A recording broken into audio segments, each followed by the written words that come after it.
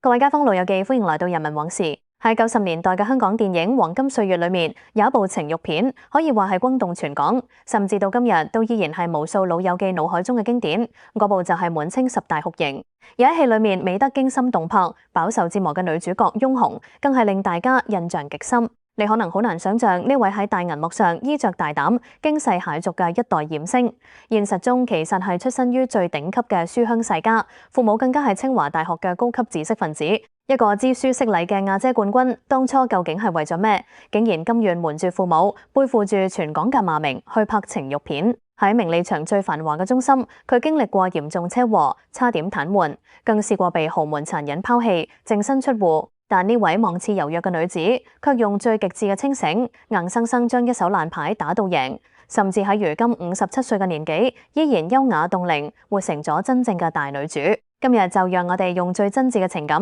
一齊嚟揭開翁虹呢段從爭議脫星到豪門夢碎，最終憑大智慧逆襲傳奇嘅精彩人生。翁虹嘅人生起點其實高貴到令人羨慕，佢父母都係畢業於北京清華大學嘅高級知識分子，爺爺更加係晚清時期漢陽兵工廠嘅設計官。出生喺咁樣嘅書香世家，翁虹自細就接受極之嚴格嘅家庭教育，媽媽對佢要求非常高，行路要直，講嘢要得體，令佢自小就活得好似一隻高傲嘅孔雀。因為熱愛舞蹈，佢13歲就一個人跑去北京學舞，後來考入香港演藝學院。原本佢嘅夢想係想成為一名芭蕾舞家，可惜因為訓練過度，導致腳部受傷。醫生警告佢再跳落去就會殘廢。無奈之下，佢唯有眼淚汪汪咁放棄咗自己最愛嘅舞蹈生涯。但天生麗質嘅人，注定要企喺舞台中央。1989年，21歲嘅翁虹報名參加咗亞洲小姐選美。喺嗰個神仙打架嘅年代，同屆嘅對手有萬怡雯、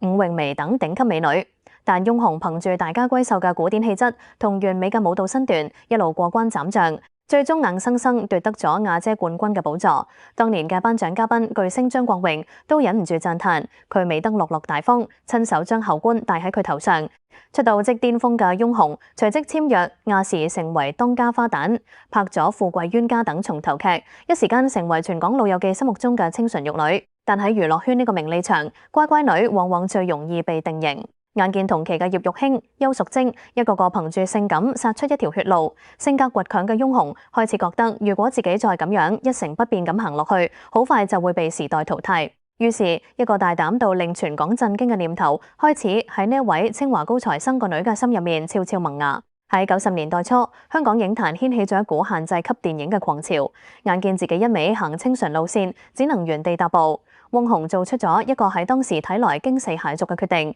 1993年，佢頂住亞姐冠軍嘅光環，接拍咗第一部情慾片《擋不住的風情》。可惜呢部片票房一般，並無幫佢成功突圍。但翁虹骨子裏有一股不服輸嘅狠勁，既然決定咗要除，就要除得徹底，除得有價值。隔年佢遇到大導演王晶，接拍咗嗰部注定載入香港電影史嘅滿清十大酷刑。喺戲裏面，佢飾演命運悲慘嘅小白菜，將角色嘅無助、凄涼同埋嗰種極致嘅東方美態演繹得淋漓盡致。電影一上映，隨即轟動全港，斬獲咗幾千萬票房。翁虹一夜之間企喺全港艷星嘅流量金字塔頂端，成為無數人心目中嘅性感女神。然而一夜爆紅嘅背後，等待翁虹嘅卻係常人難以想象嘅家庭風暴。佢父母係清華大學畢業嘅高級知識分子，喺思想保守嘅家庭裏面，個女去拍情慾片，簡直係家門不幸，奇恥大辱。據聞當年翁虹係瞞住屋企人偷偷去拍，直到電影海報貼滿全香港大街小巷，父母先至震驚咁發現真相。保守嘅媽媽氣到當場痛哭，覺得喺親戚朋友面前完全抬唔起頭，甚至憤怒到要同翁虹斷絕母女關係。面對屋企人嘅冷眼與不諒解，加上外界傳媒刻薄嘅冷嘲熱諷，翁虹當時每日收工返到屋企，只能一個人匿喺房裏面默默流淚。但即便天塌下來，佢都冇後悔過，因為佢清醒地知道呢唔係墮落，而係一個無背景、無靠山嘅女演員，喺娛樂圈最底層為自己爭取生存機會嘅一場背水一戰。就喺翁虹用盡全力，好不容易喺影壇殺出一條血路嘅時候，命運卻對佢開咗一個最殘酷嘅玩笑。2001年，翁虹喺拍戲途中不幸遭遇咗一場極之嚴重嘅車禍，導致佢脊椎嚴重受損。當時醫生甚至對佢講，佢好大機會下半身永久癱瘓，以後都要企喺輪椅上度過餘生。對於一個跳舞出身、極之貪靚嘅亞姐冠軍嚟講，呢個消息簡直好似晴天霹靂，但翁虹骨子裏嗰股不服輸嘅倔強再次救咗佢。佢拒絕向命運低頭，每日忍住撕心裂肺嘅劇痛，堅持做康復治療，硬生生憑住驚人嘅意志力，奇蹟般咁重新企返起身，再次走回大銀幕。可惜身體嘅傷痛剛剛痊癒，情感上嘅背叛卻將佢推向咗更深嘅深淵。2003年，翁虹結識咗美國大西洋賭城嘅高層富商伍偉傑。當時男方發動猛烈追求，兩個人認識僅8個月就決定閃婚。翁虹本以為自己終於揾到咗一個可以避風嘅港口，嫁入豪門可以過上安穩嘅日子。邊個知呢段表面風光嘅豪門婚姻，底裏面卻充滿咗猜忌與折磨。男方思想極之保守，婚後不僅強烈反對翁虹繼續拍戲，更加對佢以前拍過情慾片嘅過去耿耿於懷，經常冷嘲熱諷。短短2年後，男方甚至狠心出軌。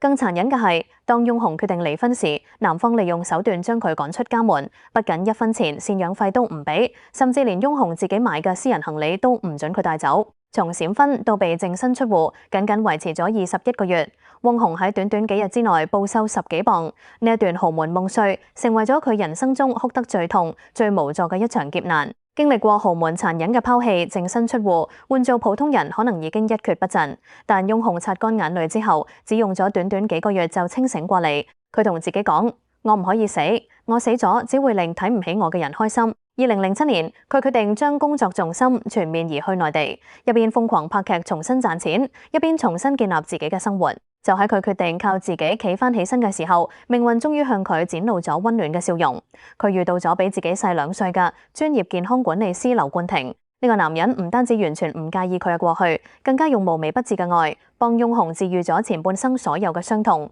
兩人婚後生下一個可愛嘅女，恩愛到今日。依家嘅翁虹已經到咗57歲嘅年紀，但每次佢出現喺公眾面前，嗰種皮膚緊緻、身材完美嘅狀態，都令全香港人大讚佢係最強嘅不老女神。有人曾問佢會唔會後悔當年拍過情慾片，翁虹非常清醒咁答：我從來不後悔，冇咗當年嘅背水一戰，就冇今日嘅翁虹。佢用一生嘅跌宕起伏，告訴所有人，一個女人最高級嘅清醒，唔係一生行得有幾順遂，而係當命運將你踩到最底，剝光豬趕出豪門嘅時候，你依然有本事拍灰塵，靠自己一件一件咁將衣服着翻利落，優雅地活成自己人生嘅女王。今日翁虹嘅故事就分享到呢度。睇完整個故事，你最佩服嘅係佢當年瞞住清華父母拍情慾片嘅狠勁，還係佢喺豪門夢碎後逆襲，活出體面後半場嘅大智慧？歡迎喺下方評論區留言，分享你嘅睇法。鍾意我哋分享嘅香港舊時回憶，記得幫忙點個讚、訂閱人民往事並開啟小鈴鐺。我哋下期再見。